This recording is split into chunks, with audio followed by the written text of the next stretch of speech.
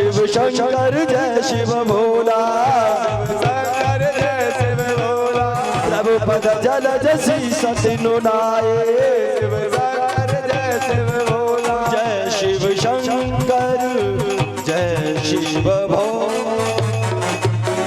जैसे ही श्रृंगी ने शंख बजाया, भारत ही नहीं संपूर्ण विश्व के शमशान घाटों में से भूत प्रेत डाकनी शाकनी पिशाचनी सभी खड़े होकर के महादेव बाबा की बारात में जाने लगे।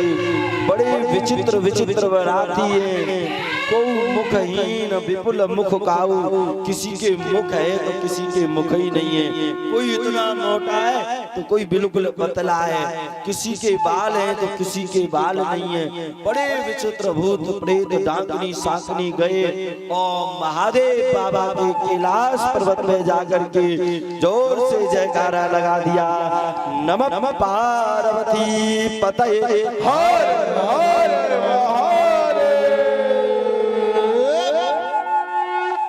और सभी भूत प्रेतों ने बाबा को प्रणाम किया। प्रभु पद जलज शीश तिनु नाना। इस प्रकार अब बारात जा रही है। अब तो क्या हुआ, जस दूल्हे तस बनी बारात। अब तो मैया जैसा दूल्हा है वैसी ही बारात बन गई। दूल्हा भी कम नहीं है तो बाराती भी कम नहीं।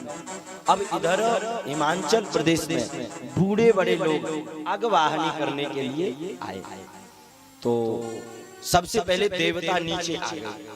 देवताओं में विष्णु भगवान बड़े सुंदर लग रहे थे, तो लोगों ने समझा कि यही दूल्हा है, तो जाकर के सीधी माला डाल दी। विष्णु भगवान से कहा, क्यों जी आप ही दूल्हा हैं क्या? विष्णु भगवान ने सोचा अगर दूल्हा के बारे में बता दिया ना तो ये स्वागत सम्मान सब बंद कर देंगे। बोले नहीं नहीं दूल्हा वहाँ बता देंगे, पहले सम्मान करो। फिर सबका सम्मान होने लग गया। एक बूढ़ा बड़ा आदमी था, फिर गया, क्यों जी बताओ ना आप ही दूल्हा हैं क्या? नहीं बाबा बता देंगे, अभी पहले तो उनके पास पकौड़े नहीं है, उनको ये दो उनको वो दो, बहकाने लगे। अब की बार बाबा नहीं जाकर के पूछा, क्यों जी बताते क्यों नहीं, आप ही दूल्हा हो क्या? विष्णु भगवान बोले बाबा दूल्हा हम नहीं है, दूल्हा वही पीछे आ रहा है। ओह अब तो सब हंसने लग गए, भैया नाचने लग गए। जिस बारात के बाराती इतने सुंदर लग रही हैं, उस बारात का दूल्हा कितना सुंदर होगा। विष्णु भगवान बोले बाबा बस नेक और रुक जाओ, हाल को तो पड़ जाएगी कितनो सुंदर है।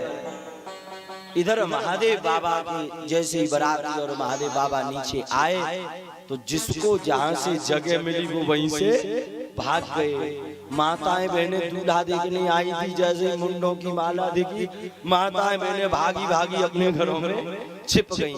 बालक बारात में नाचने के लिए आए थे, भूत प्रेत हुंकार मारने लग गए तो बालक दौड़े दौड़े गए, मैया दरवाजा बंद करो, मैया दरवाजा बंद करो। मैयाओं की गोद में जाकर के बालक छिप गए। तो मैयाओं ने पूछा क्या हुआ, तुम तो बारात देखने? अरे बारात पूछो ही मत। अच्छा दूल्हा कैसा? दूल्हा बिल्कुल बुढ़वा के, फूलों की माला नहीं मिली तो मुंडों की माला पहन के आया। तन छार ब्याल पाल भूषण नगन जटिल भयंकरा, संग भूत प्रेत पिशाच जोगिन विकट मुख रजनी चरा। जो जियत रही बारात देखत पुण्य दे करवर सही, देखही सो उमा विवाह घर घर बात असी लड़कन कही। मैया दूल्हा तो बिल्कुल बुड़बक, अरे ऐसे मत कहो, महाराज हिमाचल को पता पड़ेगा तो छोड़ेंगे नहीं। तो बालक बोले बारात को देख करके महाराज जिंदे बचेंगे तो हमें छोड़ेंगे। बारात बड़ी विचित्र है। आज पूरे हिमाचल प्रदेश में लॉकडाउन लग गया। जैसा अभी कोरोना आया था ना तो लॉकडाउन लग गया था, कोई भी द्वार पर बाहर नहीं निकल रहा था। ऐसे ही बाबा की बारात आई तो पूरा लॉकडाउन लग गया, कोई भी बाबा के सामने नहीं है, कोई भी घरों से बाहर नहीं है, सब खाली खाली। यहाँ पर पुनः समय व्यतीत हुआ, बारात इत्यादि बैठी रही। मैया सुनैना आरती करने के लिए आई तो कहा कि नहीं, हम तो भैया दूर से ही आरती कर लेंगी, महादेव के जोरे नहीं जावेंगे। क्यों नहीं जाओ, तुम्हारे दामाद जोरे जाओ। जैसे मैया पास में जाके आरती करने लगी तो ऊपर सर्फ बैठा था और जोर से फुसकार मारी तो दीपक बुझ गया, मैया गिर गई। मैया बोली ऐसी बारात, ऐसे बाराती चले जाएं और ऐसा दूल्हा चला जाए, हम अपनी लली पार्वती को विवाह नहीं करेंगे। दीपक में फुसकार क्यों मारी? सर्फ ने, जिसके सिर पर चंद्रमा विराजमान है, उसकी आरती छोटा सा दीपक क्या क्या। और फिर भी छोटा सा दीपक आरती कर सकता है, लेकिन कब? संशय को दूर करके। मैया सुनैना को संशय था कैसा दूल्हा आया है, और जिसके हृदय में संशय होता है उसकी पूजा को कभी महादेव स्वीकार नहीं करते। उसके बाद नारद जी ने बताया कि ये ऐसे वैसे नहीं है, और तुम इस जन्म में क्या विवाह कराओगी? अनेक जन्मों से ये तो महादेव और पार्वती एक दूसरे के साथ रही, अर्धांगिनी रही है। सुंदर यहाँ पर बाबा के फेरे हुए। बाबा ने सर्प बार बार अटक जाता था तो वो बांध दिया मंडप से, और जब बाबा के फेरे हो गए तो बाबा जाने लगे तो वहां के लोग कहने लगे बस सर से तो खोल लाओ भाई, बांध के आए हो। तो वो महादेव बाबा सबको खोलने के, वो आज भी रीति चलती है, जब दूल्हा जाता है ना तो भट्टी में लात मारने जाता और वो खोलने जाता आज। और 7 वचन भी वहीं से प्रारंभ हुए महादेव बाबा के। लेकिन भैया 7 वचन बाबा ने दिलवा दिए, तब भी लड़ाई रोज बरकरार चालू। बाबा ने और मैया पार्वती ने 7 वचन लिए, और तुमने भी लिए होंगे, हमने तो नहीं लिए, तो फिर भी लड़ाई अभी बरकरार चालू है। तो 7 वचन तो आपको याद ही नहीं होंगे, कौन कौन याद? वृंदावन बिहारी लाल की जय हो, खिलन बिहारी सरकार की जय हो। चलो 7 वचन छोड़ो, 7 वचनों में से अब एक 8वां वचन हम दे देंगे, इसे याद रखना। अगर 8वां वचन मान लोगे तो लड़ाई बंद हो जाएगी। अगर देखो आपके पति देव क्रोध रूपी अग्नि बने तो आपको शांति रूपी जल बनना। अगर आपके पति देव कहें आप ऐसी हो, आप ऐसी हो, आपके घर वाले ऐसे, तो आपको क्या करना है? शांत रहना। आपको ये नहीं कहना तुम भी तो ऐसे ही हो, तुम्हारे घर वाले भी तो ऐसे ही हैं। अगर तुम ऐसे कहोगी ना तो लड़ाई बढ़ जाएगी। आपको शांति बनाए रखनी, चुप रहना है। अगर अग्नि पर जल डालोगे तो अग्नि शांत हो जाएगी, और अग्नि पे पेट्रोल डालोगे तो विस्फोट हो जाएगा। अगर पति देव क्रोध कर रहे हो, संग तड़ातड़ जवाब दोगे तो लड़ाई तो होनी ही है। इसलिए कभी भी झगड़ा हो, कभी भी अग्नि रूपी झगड़ा हो, तो आपको शांति रूपी जल बन। भक्तवत्सल भगवान की जय हो, श्री खिलन बिहारी सरकार की जय हो, जय श्री राधे। आइए 2 मिनट संकीर्तन सुनो। हे गौरा माँ पार्वती, अरे गौरा माँ पार्वती तेरा दूल्हा कैसे आया है? हे गौरा माँ पार्वती तेरा दूल्हा कैसे आया है? हे गौरा माँ पार्वती तेरा दूल्हा कैसे आया है? हे गौरा माँ पार्वती तेरा दूल्हा कैसे आया है? दूल्हा कैसे आया है? तेरा दूल्हा कैसे आया है? दूल्हा कैसे आया है? तेरा दूल्हा कैसे आया है? दूल्हा कैसे आया है? दूल्हा कैसे आया है? दूल्हा कैसे आया है? तेरा दूल्हा कैसे आया है?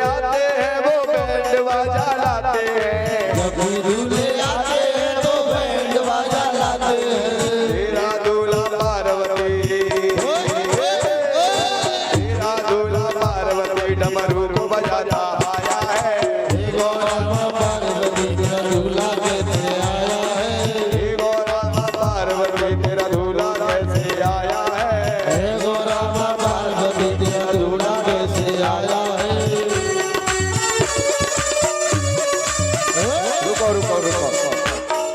हमें ऐसा लग रही है जैसे तुम्हें नींद आ रही है। अगर तुम कहो तो लगे हाथ लोरियों सुना रहे। हरि बोल। ऊपर हाथ। श्री राम रे। ओहो ओहो। हरि बोल। ओहो। हरि बोल।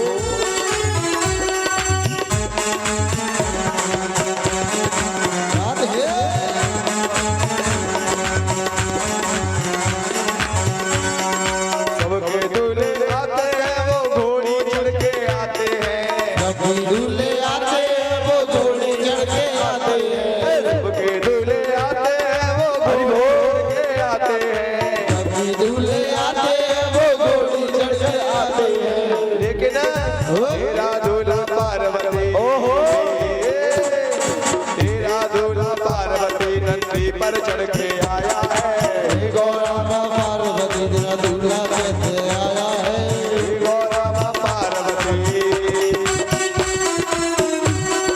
जय जय जय राधे ओए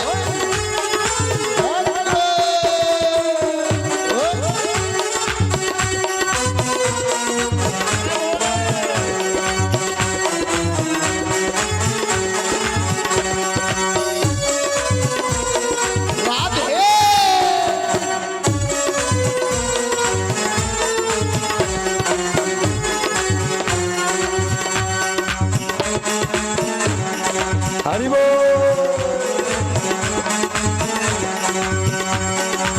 सबके दूल्हे आते हैं वो टाई पहन कर आते हैं जब दूल्हे आते हैं वो टाई पहन के आते हैं सबके दूल्हे आते हैं वो टाई पहन कर आते हैं जब दूल्हे आते हैं वो टाई पहन कर आते हैं तेरा दूल्हा पार्वती हरि बोल।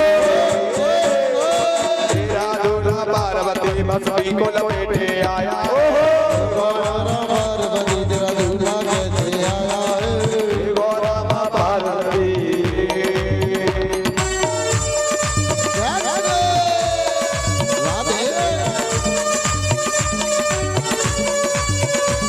ओहो।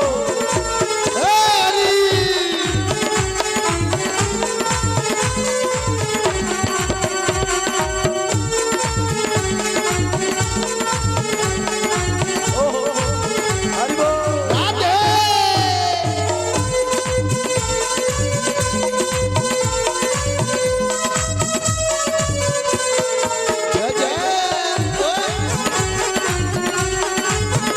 श्री राम।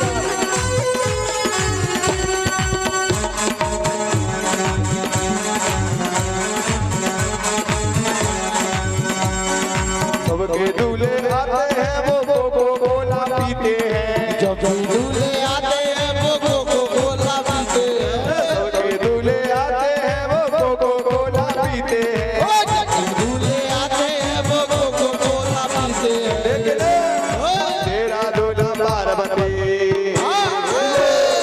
तेरा दूल्हा पार्वती भांग चढ़ा के आया है गौरा पार्वती तेरा दूल्हा कैसे आया है गौरा माँ पार्वती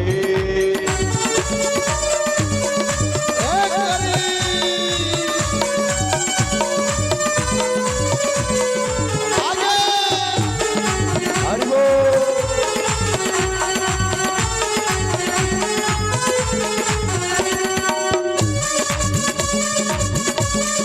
क्या बात है जय जय।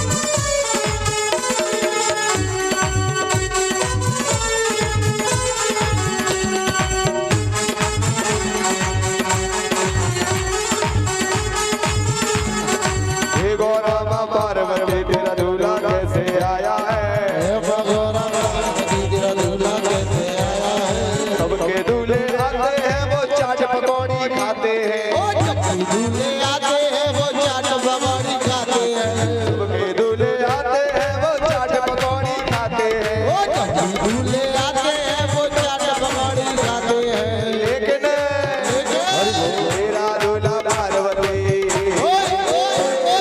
तेरा दूल्हा पार्वती धतूरा खाकर आया है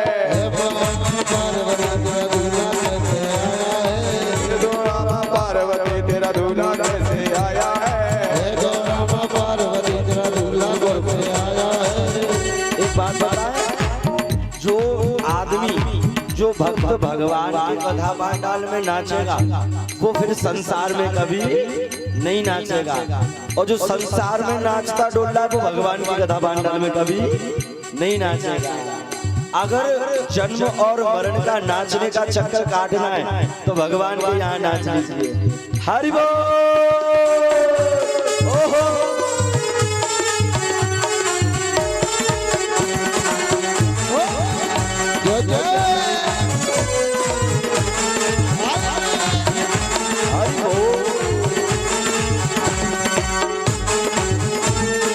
बिहारी सरकार की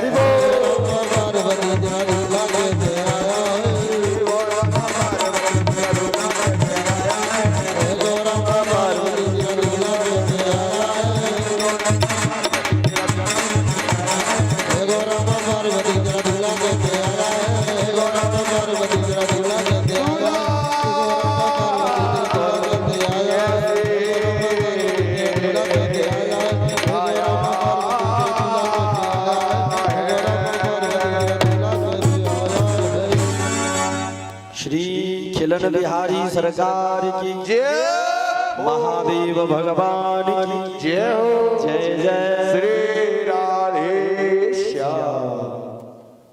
84 लाख में हम तुम नाचते डोले, कभी मेढक बने, कभी कुछ बने, कभी कुछ बने, अब मनुष्य बन गए, यानी कि नाचते डोले 84 लाख।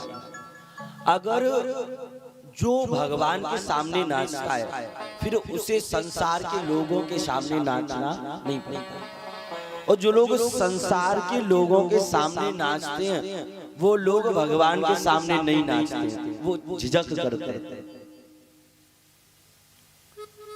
वो लोग मात्र यही सोचते हैं कि 4 लोग क्या क्या क्या अभिमान के वश, किसी कारणवश हम तुम अपने जीवन को अच्छे से नहीं जी पाते।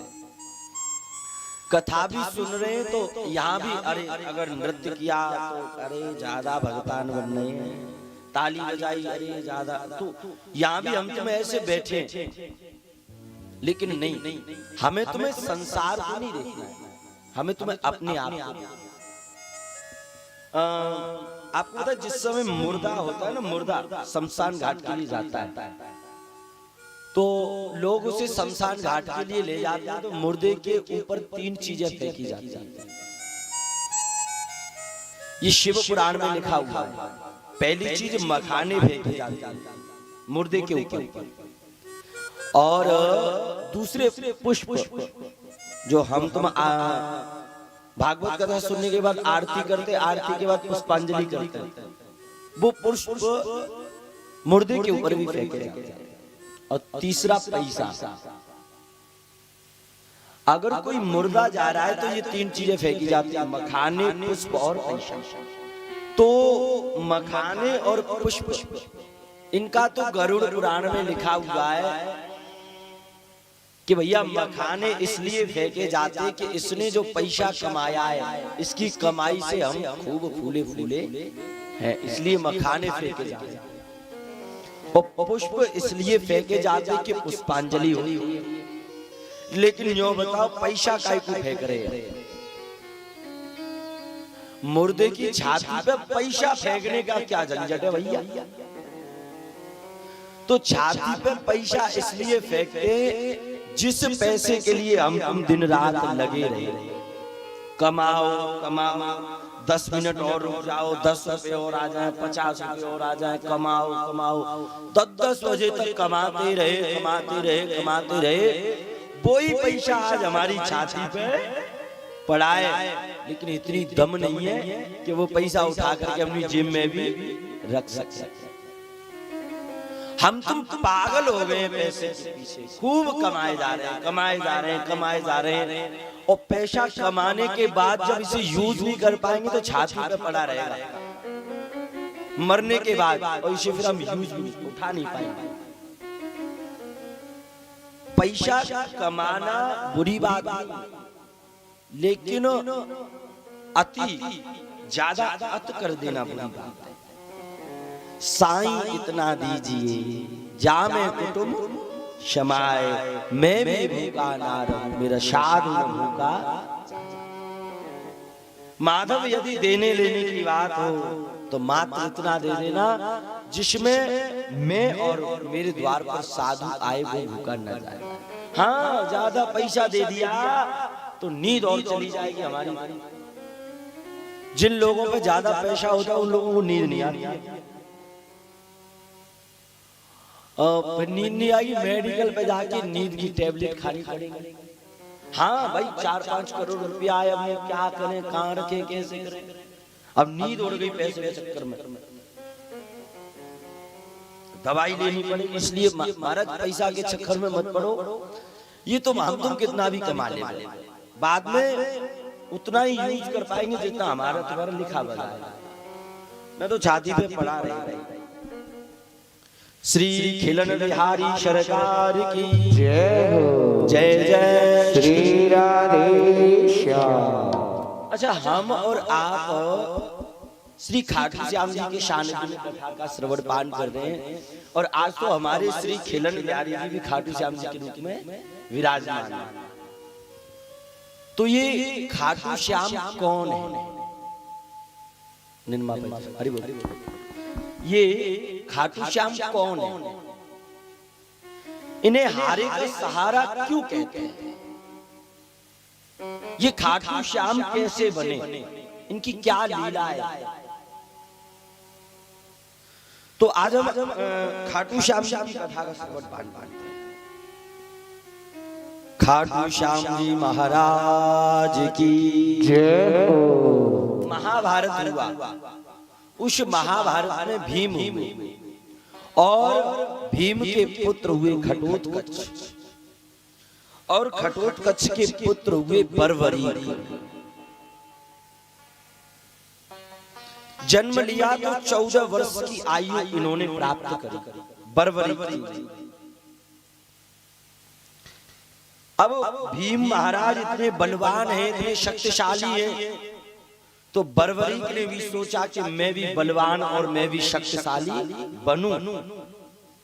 तो ये बर्बरीक अपनी मैया के पास गए और इनकी मैया का नाम क्या है? मौरवी। इनका नाम मौरवी नंदन भी है। मौरवी नंदन भगवान की जय हो। तो बर्बरीक अपनी मैया मौरवी के पास गए। मैया, इस महाभारत में मैं भी हिस्सा लेना चाहता हूं और मैं भी कोई शक्ति अर्जित करना चाहता हूं। तो मौरवी मैया ने बर्बरीक से कहा, यदि कोई शक्ति अर्जित करना चाहते हो तो शक्ति बिना महादेव के प्राप्त नहीं हो सकती। क्यों?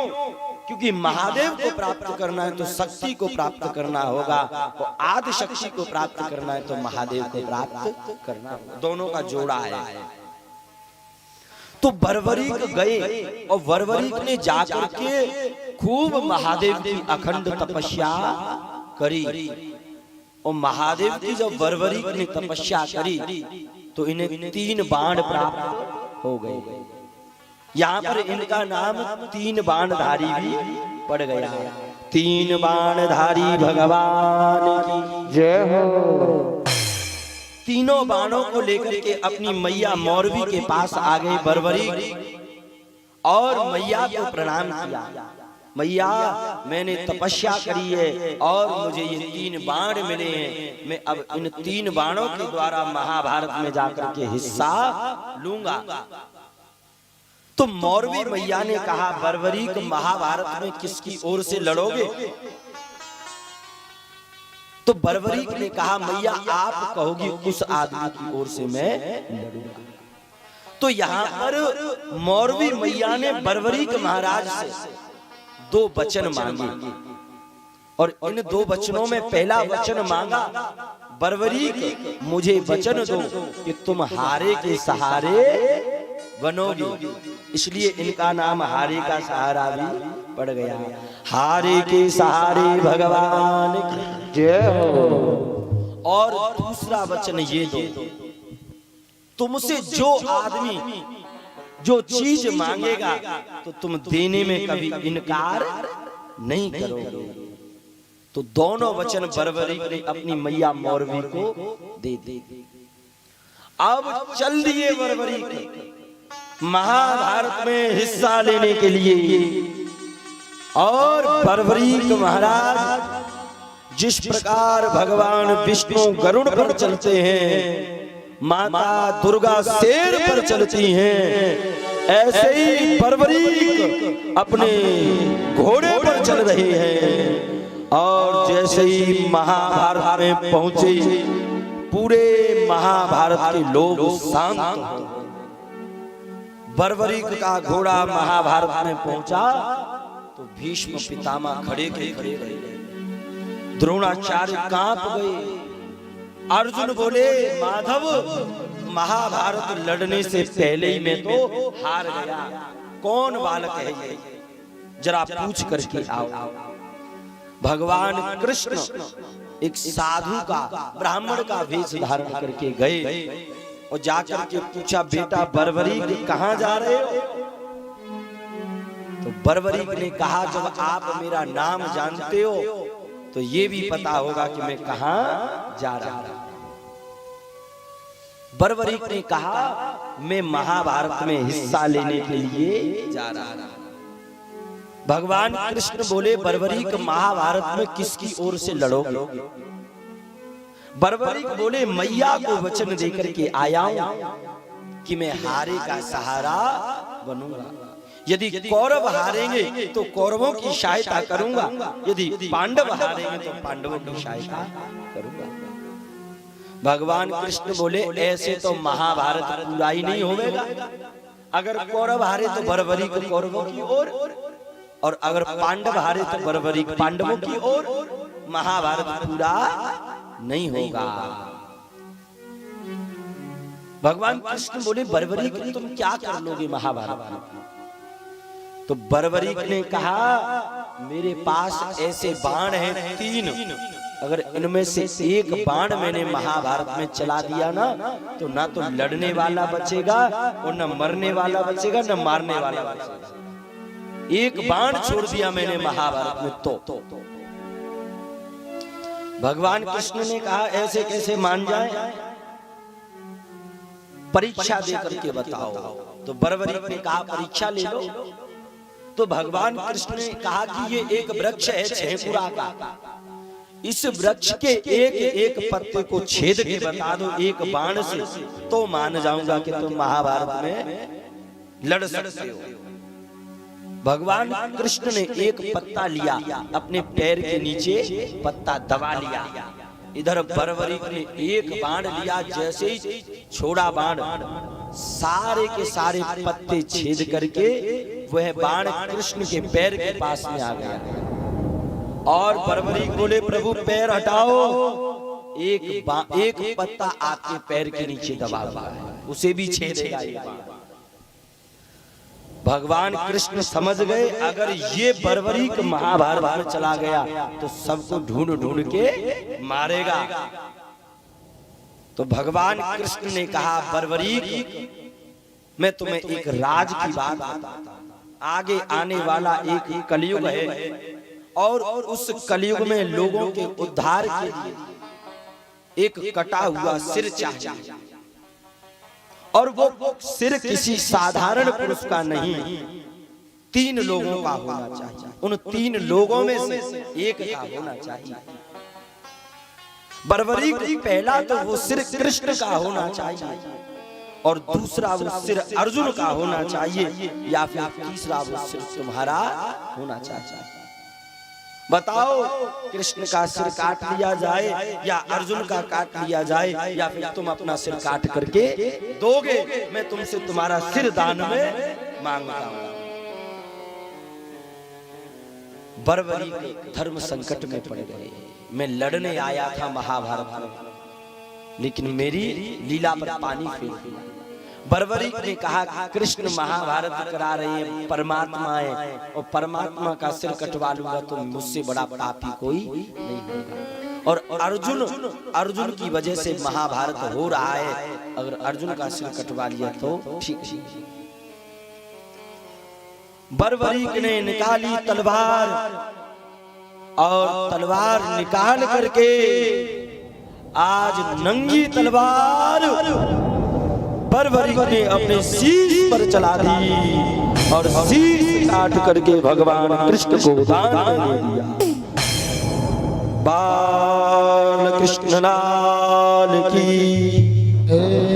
जैसे ही श्री कृष्ण को दिया, यहाँ पर इनका नाम शीश के दानी पड़ गया। शीश के दानी भगवान की जय।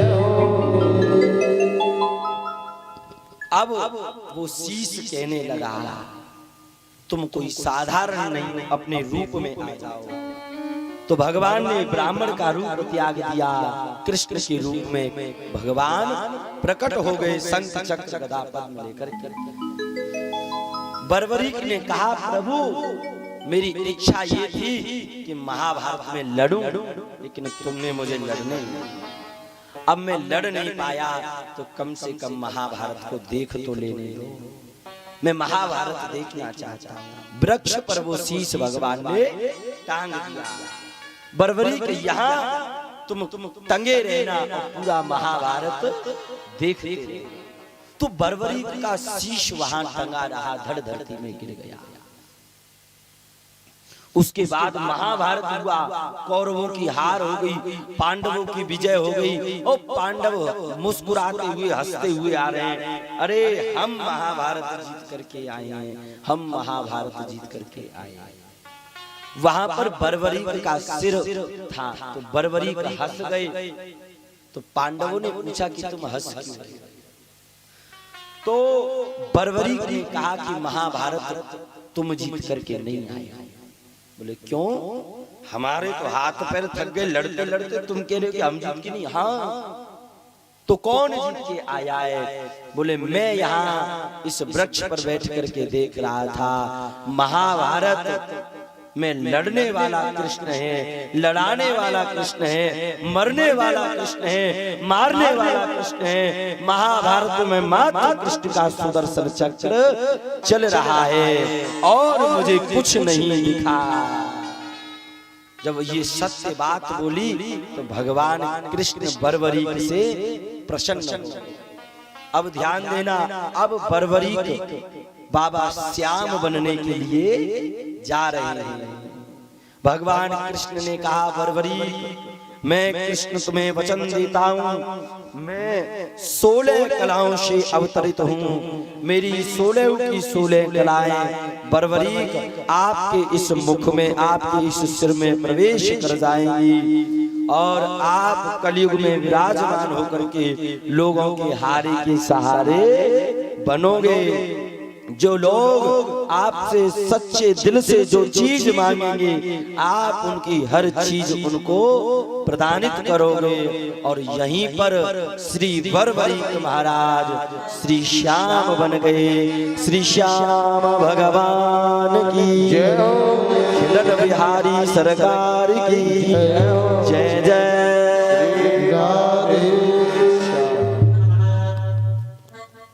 तो इस प्रकार श्री बर्बरीक महाराज श्री खाटू श्याम दान दिया तो अपना शीश ही काट कर के दे दिया।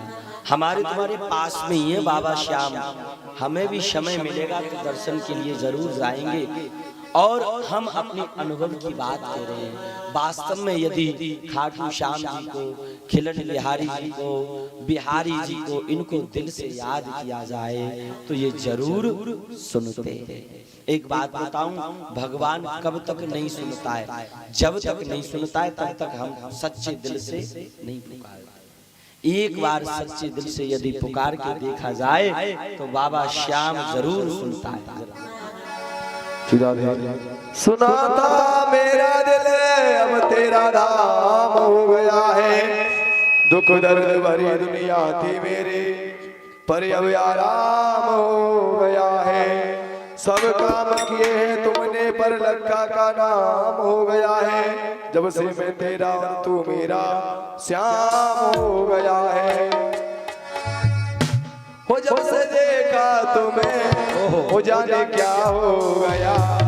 जब से देखा तुम्हें, जाने क्या हो गया। खाटू वाले श्याम तेरा हो गया। खाटू वाले श्याम तेरा हो गया। मुरली वाले श्याम तेरा हो गया। मुरली वाले श्याम तेरा हो गया। जब से देखा, हरि बोल, देखा तुम्हें, जाने क्या हो गया। वो जब से देखा तुम्हें, जाने क्या हो गया।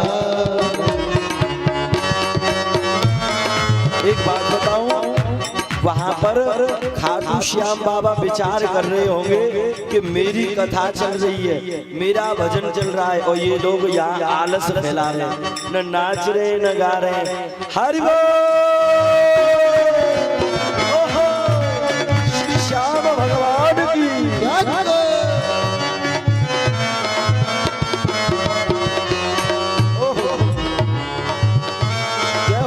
हाथ उठा करके कह दो कि हम भी श्याम प्रेमी हैं।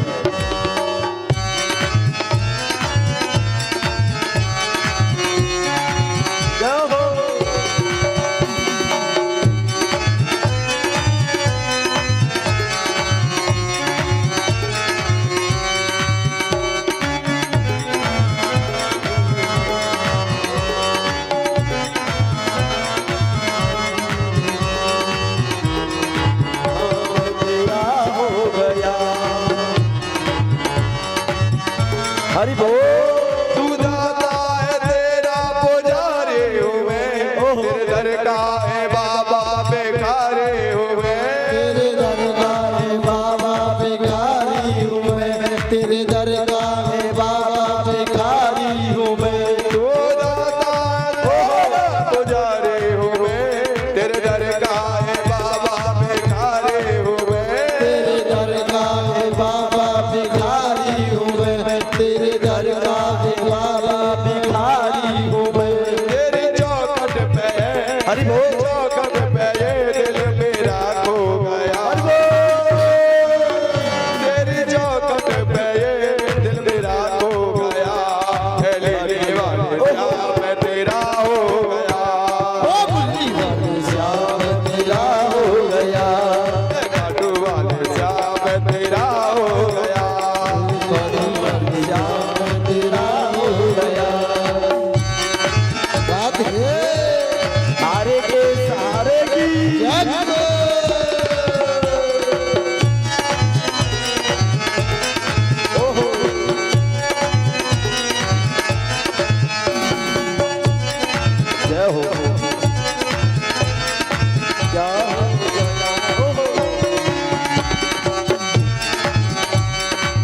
हरि बोल।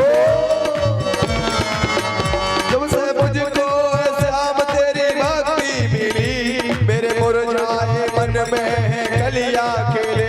तेरे मुरझाए मन में गलियां खिली, तेरे मुरझाए मन में गलियां खिली। ओ जब से मुझको श्याम तेरी भक्ति मिली, हरि बोल।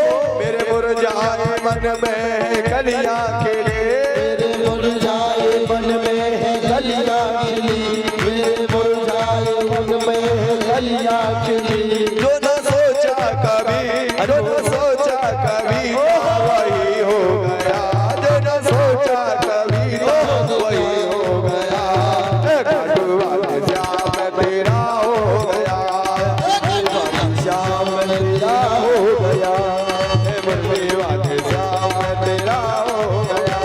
मुरली वाले श्याम तेरा हो गया, मुरली वाले श्याम तेरा हो गया। मुरली वाले श्याम तेरा हो गया। हरि बोल। खिलन बिहारी सरकार की।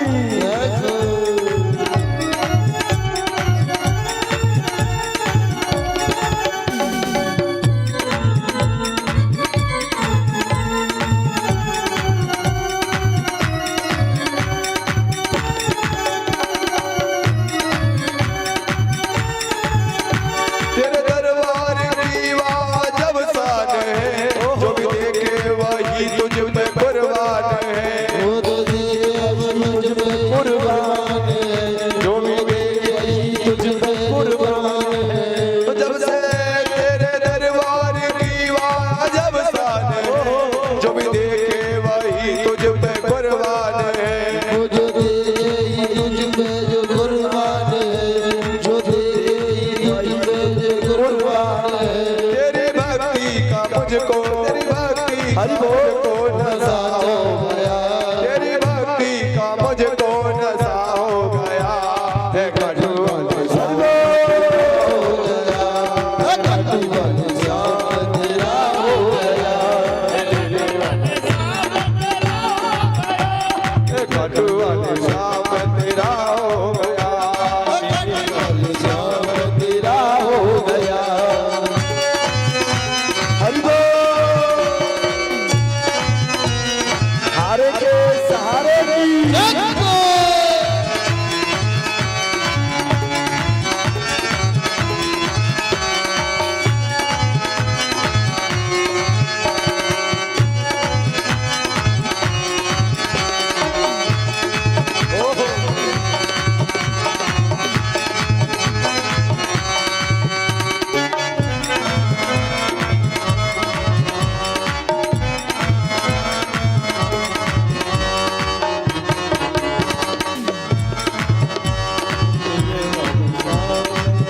हे खाटू वाले श्याम तेरा हो गया।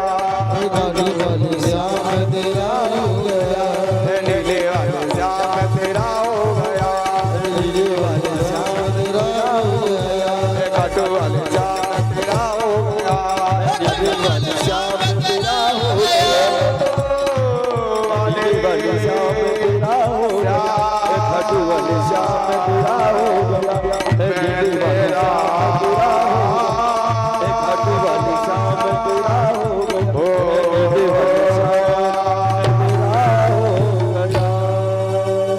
श्री खाटू नरेश की जय, श्री खिलन बिहारी सरकार की जय जय श्री राधे।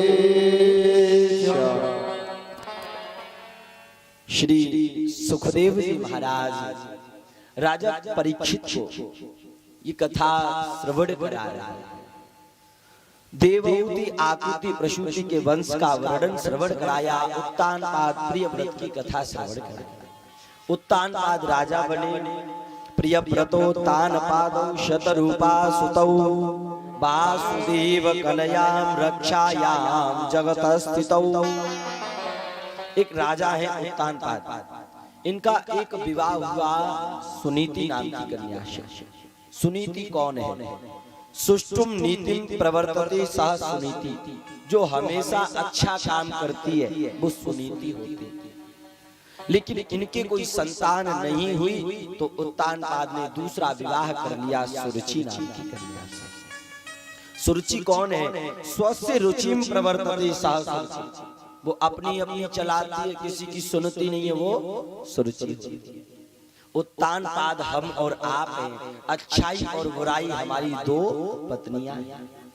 सुमति कुमति सबके उर रही, नाथ पुराण निगम अस कयहि। तो धीरे धीरे राजा के यहाँ दोनों रानियां हैं, एक एक रानी के गर्भ से एक एक बालक ने जन्म ले लिया। सुनीति रानी के गर्भ से ध्रुव ने जन्म लिया और सुरुचि रानी के गर्भ से उत्तम ने जन्म लिया।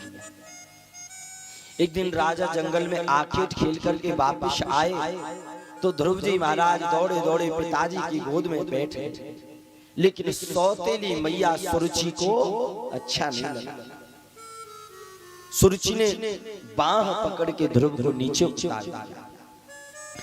एकदा सुरुचि पुत्र ममारोप्य लालयन्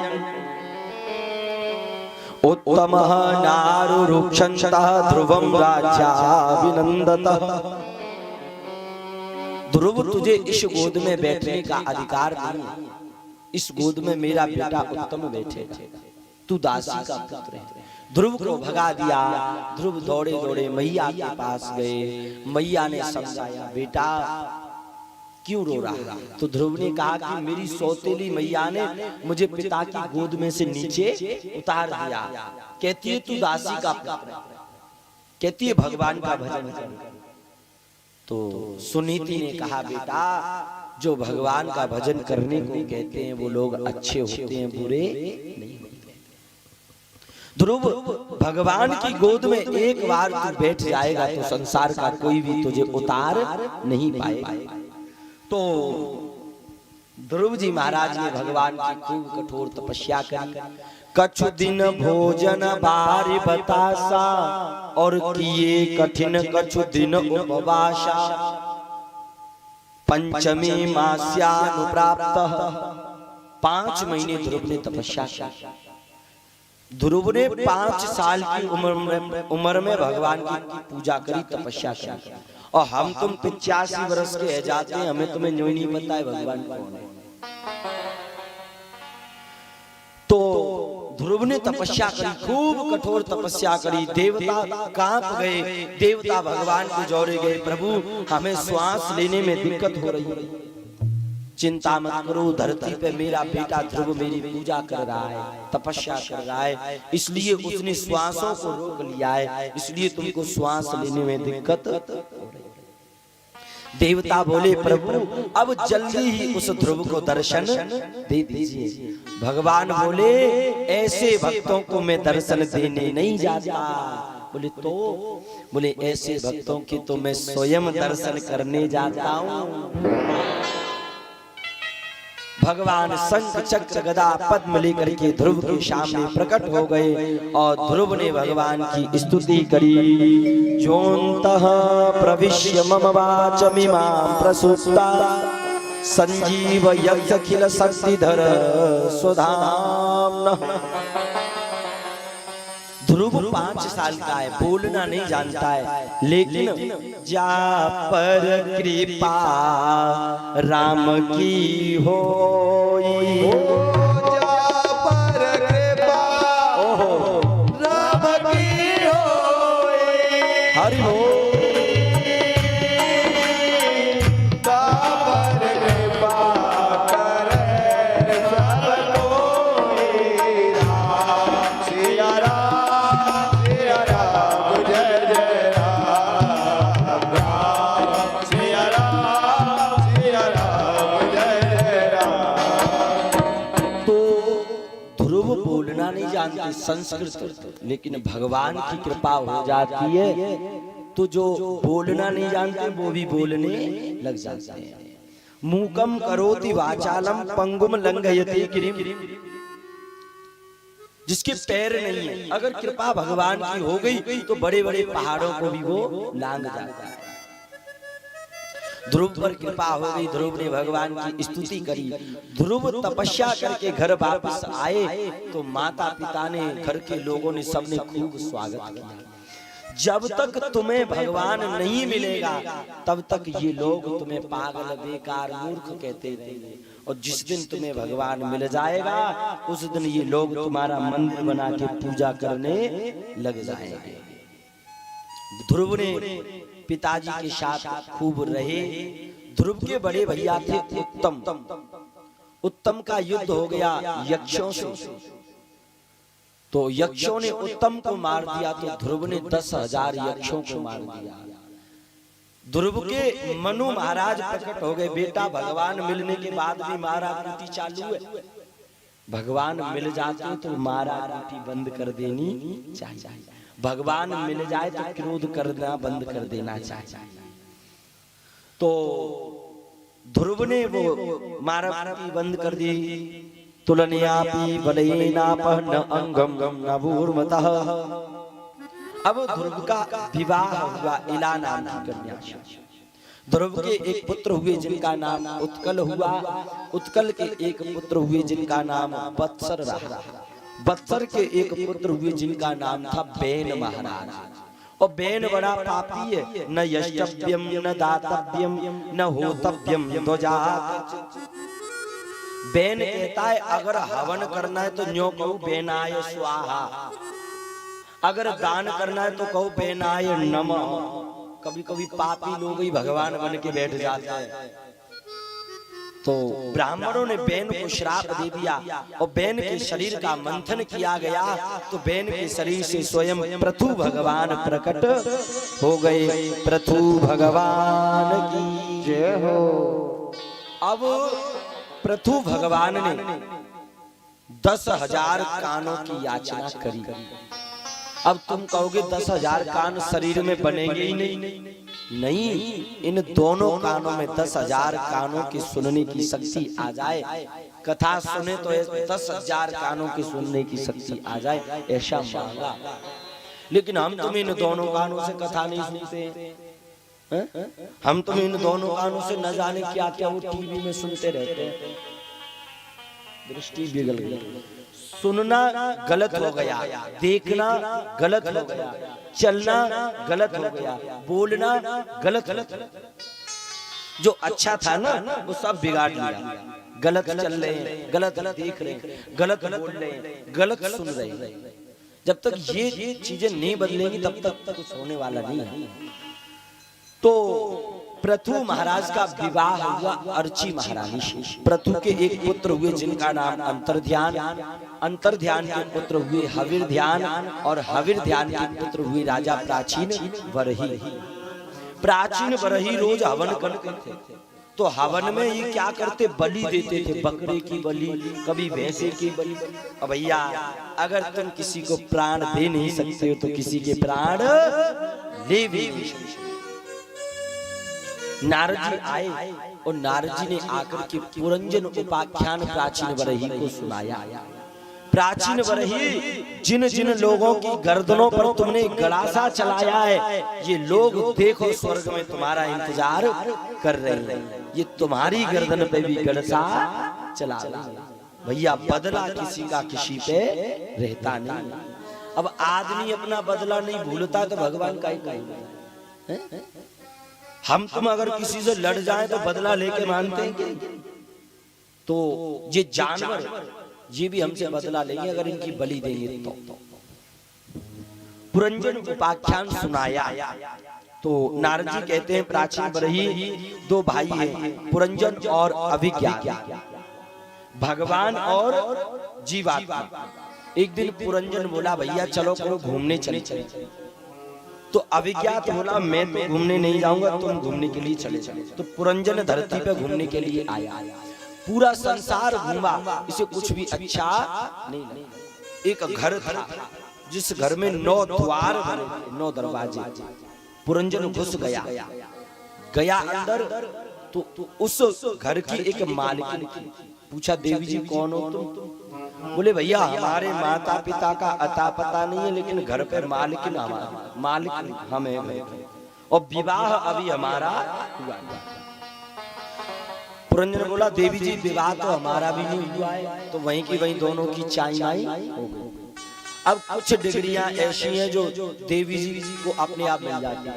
अगर पति देव डॉक्टर है तो देवी जी डॉक्टर नहीं अपने आप कहती है कि नहीं, पति देव मास्टर है तो देवी जी मास्टर नहीं। ऐसे ही ये पुरंजन है तो इसकी देवी जी पुरंजनी कहा। एक दिन एक काली कलूटी स्त्री आई, जरा नाम की, एक राजा के पास। भैया हमसे कोई विवाह नहीं करता है, देवी जी बुरा मत मानना, सकल पे 12 बज रहे, कोई विवाह नहीं करेगा, हम ऐसे ही रहेंगे। नहीं, तुम्हें जो पुरुष अच्छा लगे तुम उससे जबरदस्ती विवाह करो। तो जरा नाम की स्त्री पुरंजन के पास गई और पुरंजन से जबरदस्ती विवाह कर लिया। और पुरंजन मरने को हुआ तो अपनी पुरंजनी को याद कर रहा था कि हमारे बिना कैसे रहे। मरते समय जो आदमी जैसा ध्यान करता है उसे वैसी गति मिलती। स्त्री को सोचते समय मरा तो अगले जन्म में ये भी स्त्री बन गई। और ये स्त्री बना तो क्या हुआ, अगले जन्म में इसका पति शहीद हो गया तो पति के साथ सती होने के लिए। इतने में इसका पुराना मित्र अभिज्ञात आ गया, जिससे कहने गए थे कि घूमने जा रहा। पूछा किसके साथ सती हो रहे हो भैया? बोले तुम कौन, भूल गए, मैं तुम्हारा मित्र अभिज्ञात। ओ, दोनों मित्र गले मिले, सब कुछ छोड़ छाड़ के चले। प्राचीन वरही ये पुरंजन उपाख्यान की कथा है। बोले महाराज जी समझ में नहीं आई, अच्छे से समझाओ। तब कहा कि पुरंजन कोई और नहीं, हम और आप सब पुरंजन है। अभिज्ञात कोई और नहीं है, भगवान ही अभिज्ञात है। हम और भगवान बहुत बड़े अच्छे मित्र हैं। हम में और भगवान में जो बच्चे खेलते हैं ना मैया दुबकाई, वो खेल चल रहा है। हम तुम दुबक गए थे तो भगवान ने 84 लाख योनियों में से ढूंढ के हमें मनुष्य बना दिया। भगवान बोले हमने अब तुमको ढूंढ लिया, अब हम दुबकेंगे, तुम ढूंढो। और इस समय भगवान दुबका हुआ है, हम तुम ढूंढ रहे हैं। और समझदारी वो है कब भगवान को ढूंढ के जोर से धप्पा बोल। तो हमने भगवान से कहा कि हमें धरती घूमने जानी, तो भगवान ने हमें तुम्हें मनुष्य बना के धरती पे भेज दिया। हमें संसार में कुछ भी अच्छा नहीं लगा। एक 9 दरवाजे का महल है, और ये 9 दरवाजे का महल कोई और नहीं, शरीर। ये 9 दरवाजे का महल है। शरीर में 9 द्वार है, गिन लो। 2 आंख, 2 कान, मुंह, नाक, मलमूत्र त्यागने की इंद्रियां। ये 9 दरवाजे का महल है। ये शरीर हमें बड़ा अच्छा लग गया, इसके अंदर हम घुस गए। इसके अंदर एक मालिकिन घूमती है, बुद्धि। उस बुद्धि से हमने विवाह कर लिया। और बुद्धि कहती है बैठ जाओ तो बैठ जाते हैं, बुद्धि कहती है नाचो तो नाचने लग जाते हैं। इसके प्रेम में हम पागल हो रहे। उसके बाद एक स्त्री आई, जरा नाम की काली कलूटी। ये जरा कोई और नहीं है, बुढ़ापा है। अब आप ही बताओ, बुढ़ापा कौन चाहता है कि हमें बुढ़ापा आ जाए? लेकिन बुढ़ापा जबरदस्ती आ जाता। तुम्हें अपने जन्मदिन की डेट याद, तुम्हारा विवाह कब हुआ तुम्हें याद होगा, तुम्हारी एनिवर्सरी वो कब है वो याद होगा, लेकिन तुम्हें न्यों नहीं पता होगी कि तुम बूढ़े कब भरे। ये बुढ़ापा जबरदस्ती